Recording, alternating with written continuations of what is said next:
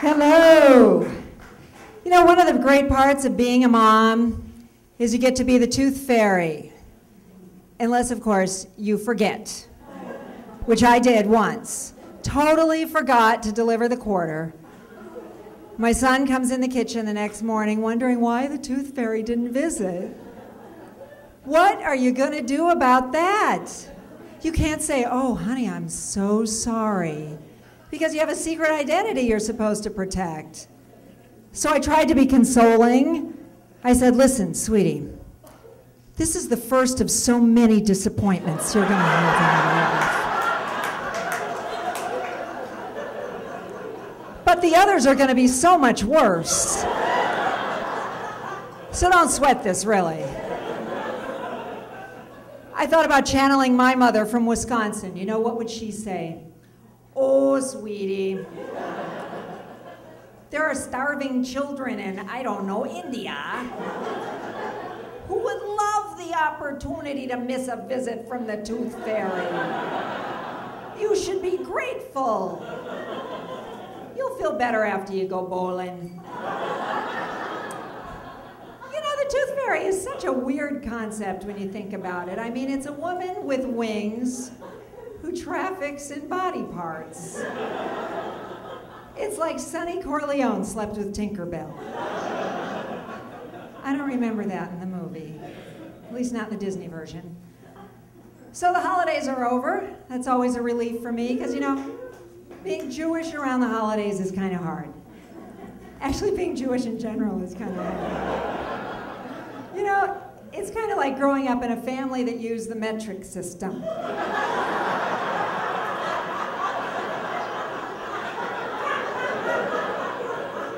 It's just a little off to go to your neighbor's house and ask to borrow 0.22 kilograms of sugar. Now, I grew up in Menominee Falls, Wisconsin, which has 35,000 people, 5 Jews. My family. And it was really hard. Like when I was 7, I was in my brownie troop and all the girls were talking about their first communion. And I had no idea what they were talking about. And I said, oh, I had a communion.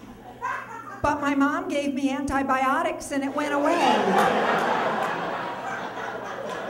100 milliliters of orange juice helps too.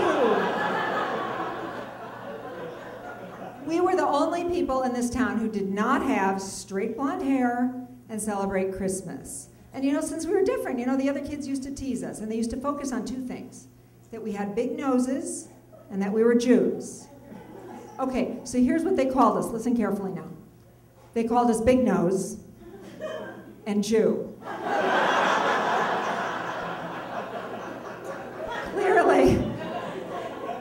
Clearly they weren't winning awards for creative writing. You know, if they had let us play with them, I'm sure we could have come up with something a lot better. You know, let me give you an indication of the kind of culture that we're dealing with in Wisconsin. Now don't get me wrong. You know, I love my people in Wisconsin. They produce the Green Bay Packers. You know, that's good. Yeah. They didn't invent cholesterol, but they figured out how to put it on the menu. You can go into a nice restaurant in Wisconsin and you can order French fried cheese curds. They've got this greasy, squeaky thing going on. You know, they're good, really, I like them. But you gotta wonder about the moment that these things were invented. You know, what happened? Did the cook come out of the kitchen and say, you know, we need something to complement the salad. Why don't we fry some cheese over in the deep fryer? Here's another little known fact about Wisconsin. Wisconsin is the world capital for sightings of werewolves. It's true, I know it's true, because I saw it on Monster Quest. Yeah, apparently they really like the squeaky cheese curd thing on their fangs or something. Yeah, they interviewed all these people on the show. I swear, every one of them in my high school graduating class. And they all have basically the same story. They're on their way home from the Friday night fish fry. They see something furry over on the side of the road. They pull over. Inexplicably, they've got a gun in the back of the car. But they don't shoot it. And this is why. I'll quote one of these guys. He said, I didn't shoot it because I thought it was a bear. And I don't have a bear tag. I only have a deer tag. And I don't think that they have werewolf tags yet. I know.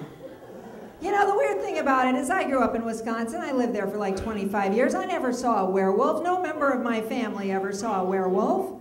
And I think that the reason is because we're Jewish. You never see Jewish people interviewed on those shows about UFOs and Bigfoot. No one ever sees Bigfoot on the way home from a bar mitzvah. And it kind of pisses me off. Because I think we have just as much right to see werewolves as any other religious group. We are always left out. I think it might be because, you know, we're just not that outdoorsy, you know, and you gotta be outside, you know, to see werewolves and UFOs and everything. Now, if they had a sighting of Bigfoot at the Nordstrom half-yearly sale,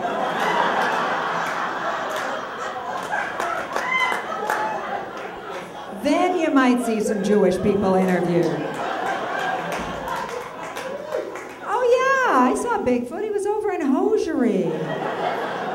I don't think they have his size though. Very big feet.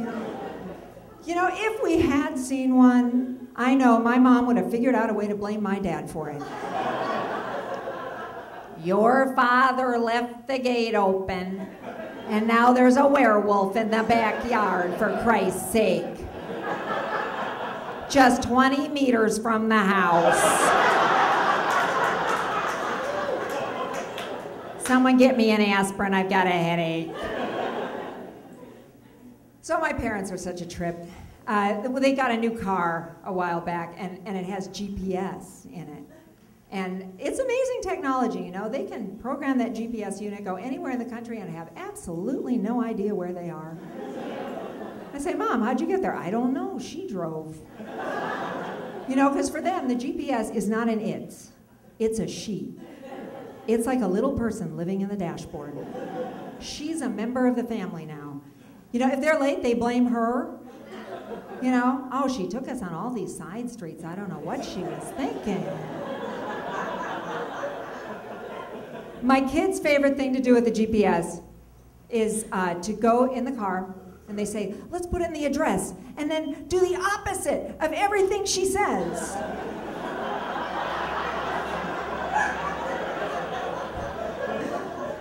You know, and I'm thinking, who do you guys think she is, your mother?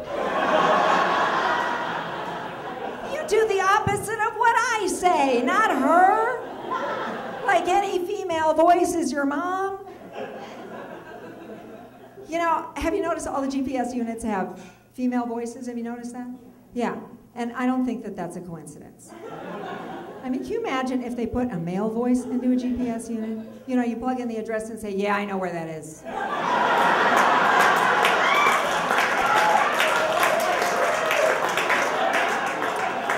Don't bug me. You know, it gives you the directions. It says, turn right, not there. You missed the turn.